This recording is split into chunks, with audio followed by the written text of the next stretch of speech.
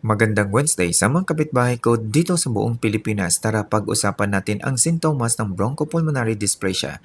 Ang kondisyon na bronchopulmonary dysplasia ay merong pagkakasira sa alveoli. Ang alveoli ay merong function na gas exchange at ang pneumocyte cells ay nagpo-produce ng surfactant.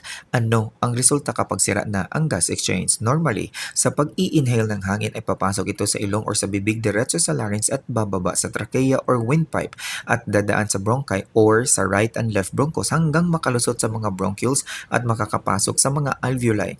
Ang hangin na nasa alveoli ay naturally diffuses or naturally lumulusot sa ultra-thin membrane ng alveoli at capillaries. Ang capillaries na mayroong dugo na walang oxygen ay mahahaluan sa bawat lusot o pasok ng oxygen sa ultra-thin wall or membrane. Sa bawat pasok ng oxygen ay siya namang pasok ng carbon dioxide na galing sa capillaries. Ito ang gas exchange process. Ang hangin na nasa loob ng nasirang alveoli ay hindi makakalusot sa mga ultra-thin membrane kaya't ang capillaries na may dugo na walang oxygen ay bumabalik na lamang sa circulation. Ang circulation na walang oxygenated blood ay nakakaabot sa iba't ibang bahagi ng katawan. Ang katawan na kasamang mga organs ay nagdedemand talaga ng oxygenated blood.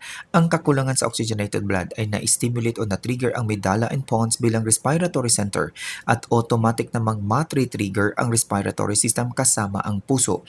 Ang resulta ay magkakaroon ng compensatory mechanism upang matugunan ang demand ng katawan.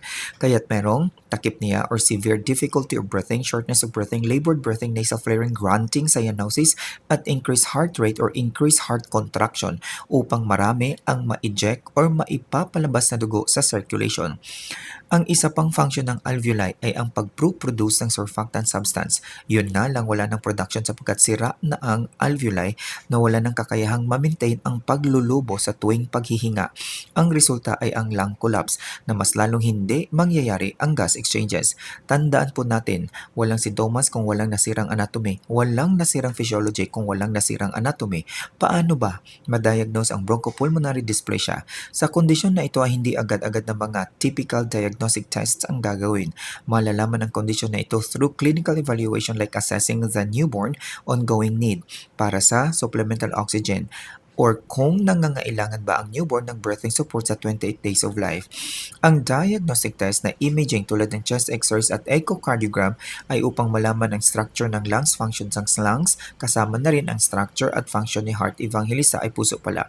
Ang ABG at pulse oximeter ay upang mamonitor ang gas status. Ang susunod na video ay patungkol sa management. Hanggang dito na lamang po. Daghang salamat. Signing off, Bonggits!